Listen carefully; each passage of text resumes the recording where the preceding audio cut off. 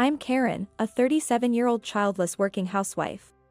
Today marks our 5th wedding anniversary, and it also happens to be my husband James's birthday, who is the same age as me.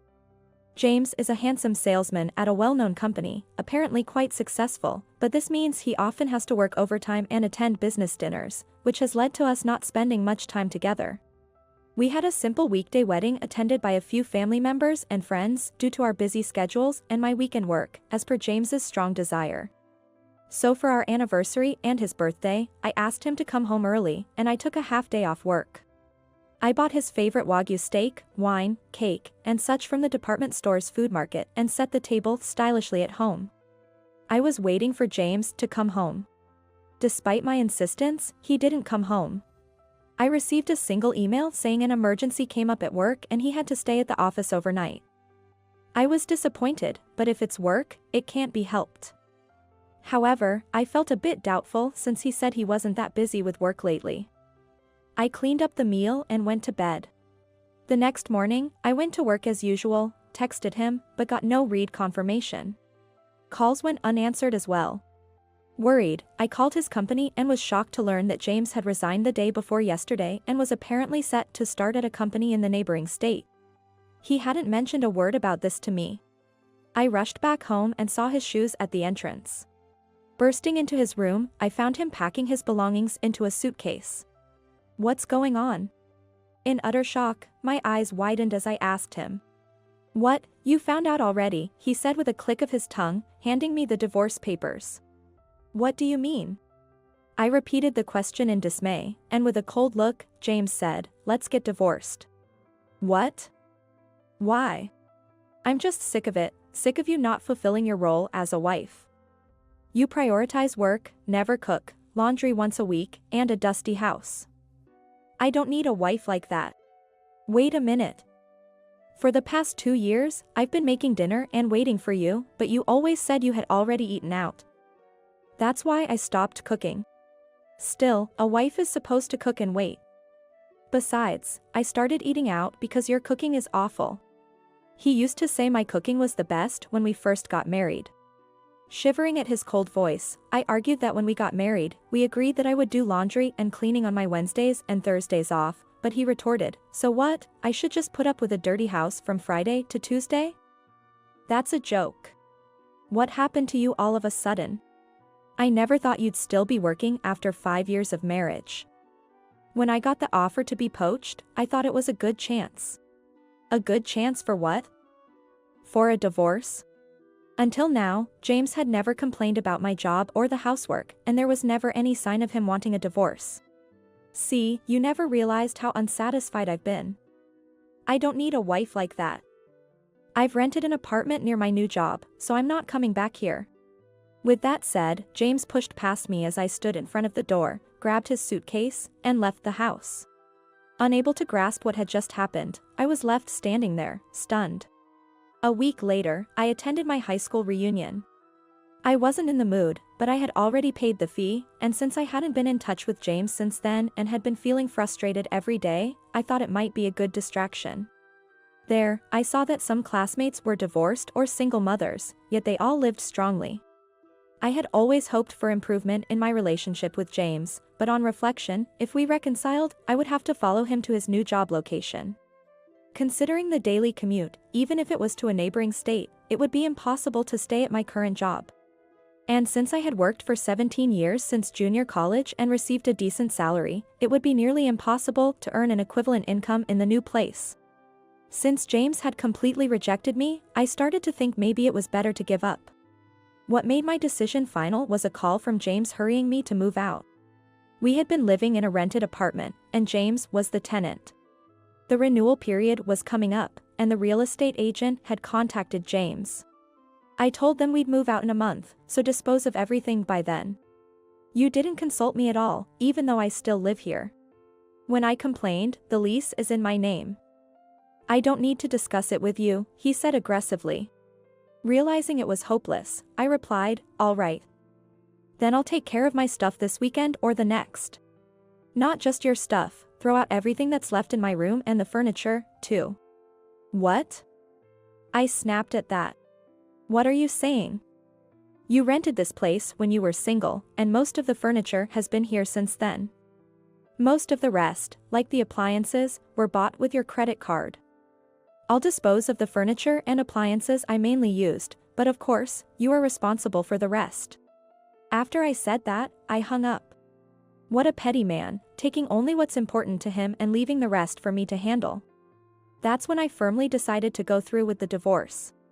Over the weekend, while organizing the closet, I found myself reminiscing about the many things that have happened since we got married, such happy memories from the past. Among the items, of course, were my own, but there were also many belonging to James. Then, I came across his high school yearbook from his teenage years. I realized that the friends James introduced me to were all from after his university days as I absent-mindedly flipped through his yearbook. That's when I noticed something unexpected. I submitted the divorce papers and reported it to James by text messages. Then, a week later at night, James replied with a picture, but to my astonishment, it was a marriage certificate with another woman. Staring at it in disbelief, James called me. "Did you see it? What does this mean?" "Just what it looks like. I just had a wedding and remarried her." "No way. She's super beautiful, rich, and has a great personality. I was told by such a wonderful woman that she wanted to marry me right after I divorced you." "That's the proof." "Cool, right? So, you were cheating on me while we were married? Unlike you, who has nothing but your job, I'm a popular guy." "Oh, and her father is building us a house on his property, and thanks to his connections, I got a job in her hometown. It's a mid-sized company, but I'm treated like an executive." He seemed eager to brag about remarrying his wealthy mistress, and James's nonchalant response sparked a fury in me. To think he divorced me claiming I was the problem, only to remarry his affair partner. He mentioned they had been seeing each other for over 2 years. They met at a pub he went to with coworkers, where she was one of 4 female patrons at a neighboring table. Apparently, she caught his attention when she helped him clean up his drink that he had accidentally spilled on himself. "Man, she's the same age as you and me, but she looked incredibly beautiful, at least 10 years younger." She quickly wiped down my shirt with her pretty handkerchief. According to James, he took her to a restaurant to say thanks and got to chatting, and it turns out she's a landowner's daughter. She was in an arranged marriage, suggested by her parents, and was having troubles because her husband was cheating on her. She said something like, "If there's something wrong with me, I have to fix it, which is nothing like you." That really got to me. He pursued her aggressively, and they started dating even though she was still married. Isn't it normal to wonder why she'd juggle both men? But love-struck James was oblivious. "A woman's got to support her man, not prioritize work over him like you did. You weren't right for me." "What? You mean you can't stand up for yourself?" I snapped back, and he retorted, "Great, I'm glad I'm rid of a woman like you. Vivian's the best." "Vivian? That's her name?" I remembered something about that name. "You really married her?" "No kidding?" I taunted him, hitting a nerve. "She's from a great family and has the best personality. Look at this elegant beauty," he boasted, sending me their wedding picture just as I expected. Yep, that was her. I couldn't help but burst into laughter. "What's so funny?" "It's proof we're married." "Sure, it's real." I was so amused that I was beyond words. "Stop laughing. We're married, and she's carrying my child." "What? No way." I laughed uncontrollably. "Ah, I get it, you've gone crazy from the shock of losing me." James interpreted my continued laughter in a way that flattered himself. "In 3 months, we're having a girl. She's bound to be a beauty, just like Vivian," he said, absolutely smitten.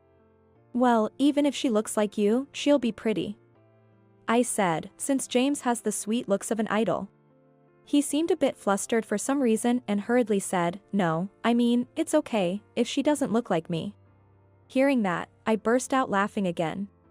James snapped, "Go nuts on your own time then," and hung up the phone. He'd understand why I laughed eventually. I looked forward to that. Later, we had some disputes over alimony and property division, but through lawyers, I managed to get a hefty sum from James. Vivian's share of the compensation was also paid by him, not wanting to stress her during pregnancy. After a long silence, 2 years later, I received a desperate message from him. "Please, Karen, I need to talk." Reluctantly, I answered the phone call that followed the message. As I expected, it was about the child he had with Vivian. The kid should look like us, right? Of course, who else would she look like? Yeah, right.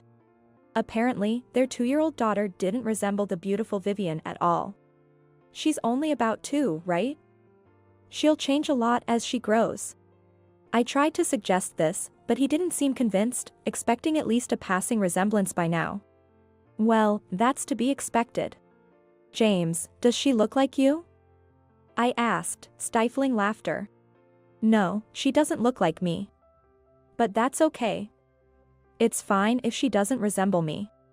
Suddenly, he became flustered and raised his voice. He suspected Vivian of cheating and secretly did a DNA test. The results confirmed that the child was indeed related to both James and Vivian.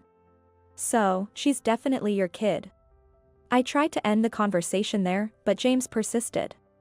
Hey, when I told you 2 years ago over the phone that Vivian was pregnant, you laughed a lot. Do you know something? He was sharp to remember that. Well, maybe.